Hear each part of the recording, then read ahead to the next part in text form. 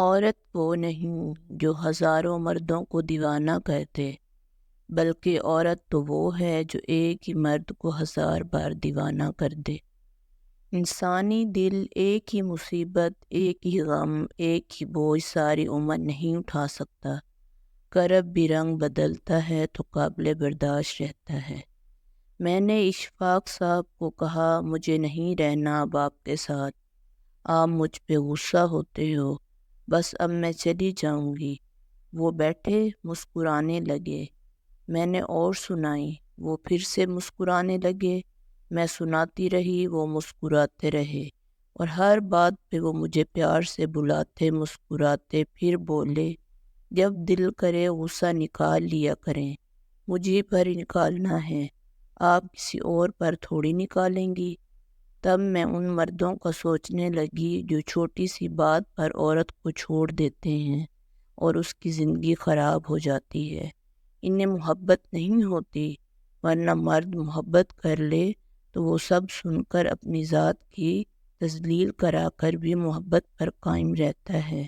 ایسی عورت بہت خوش نصیب ہے، اور میں انہی میں سے ایک ہوں۔ شوہر چنو جو آپ کے لیے اچھا ہو، نہ کہ آپ کے والدین کے لیے، نہ کہ بینک اکاؤنٹ کے لیے۔ ایسا کوئی چنو جو آپ سے ہر وقت محبت کرے، جو غلطی نہ ہونے پر بھی معافی مانگے، جو کہ آپ کو کھونے سے ڈرے، جو آپ کو خوش رکھنا چاہے، جو کبھی بھی رشتہ ختم نہ کرے۔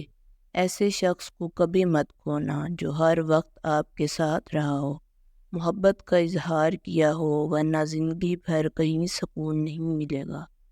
اگر آپ اپنی چاہ میں کوئی کسر نہیں چھوڑی، مگر آپ کا ساتھی پھر بھی آپ سے خوش نہیں ہوا، تو اسے آزاد کر دیں اور اسے ڈھونڈنے دیں۔ آپ سے بہتر یقین کریں، محبت ٹھکرانے والے کی طرف محبت کبھی پلٹ کر نہیں آتی۔ اگر آپ کو روکنے ٹوکنے والا، ڈانٹ ڈپٹ کرنے والا اور آپ کی اصلاح کرنے والا کوئی موجود ہے تو اللہ کا شکر ادا کریں، کیونکہ جس باغ کا مالی نہ ہو وہ بہت جلد اجڑ جاتا ہے۔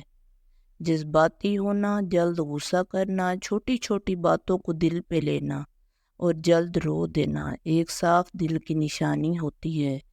اس کی وجہ سے جذبات میں شدت کا ہونا ہے۔ یہ سب خوبیاں کبھی بھی کسی منافق میں نہیں پائی جاتی۔ ان کا تعلق ان لوگوں سے ہوتا ہے جو رشتوں کو دماغ سے بڑھ کر دل سے نبھاتے ہیں۔ ایسے لوگ دوسروں کے لیے کسی نعمت سے کم نہیں ہوتے، خود کو برابر اذیت میں ڈالے ہوئے ہوتے ہیں۔ لوگوں کو جج کرنا چھوڑ دو، تم نہیں جانتے کوئی اپنے اندر کیسی جنگ لڑ رہا ہے۔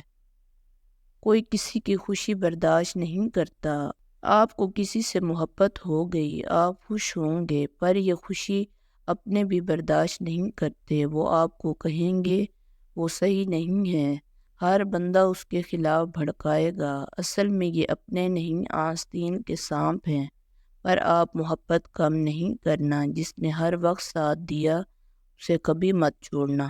خدا کے بعد یہ سب ایک مرد ہی کے ہاتھوں میں ہوتا ہے کہ وہ جتنا چاہے ایک عورت کو خوبصورت بنا سکتا ہے، کیونکہ مرد جتنے حسین طریقے سے اسے دیکھے گا، بولے گا، سنے گا، عورت اتنی ہی حسین ہوتی چلی جائے گی۔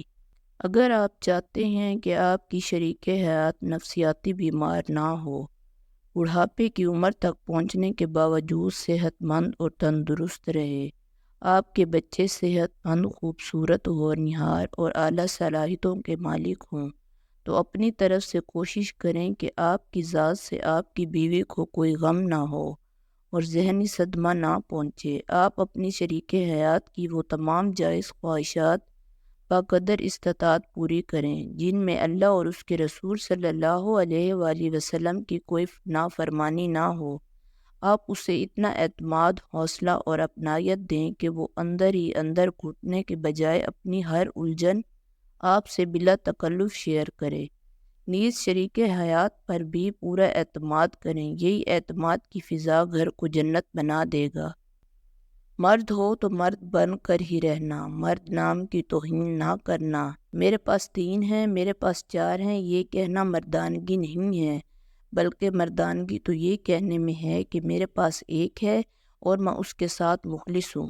کبھی کبھی تکلیف اتنی زیادہ ہوتی ہے کہ انسان کا دل چیخ چیخ کر رو رہا ہوتا ہے، لیکن آنکھیں ایک قطرہ بھی بہانے سے انکار کر دیتی ہیں، اور جب آنکھیں آنسو بہانا بند کر دیں اور کانوں میں اندرونی چیخ و پکار سنائی دینے لگے تو سمجھ جاؤ تم اذیت کی انتہا پر پہنچ چکے ہو۔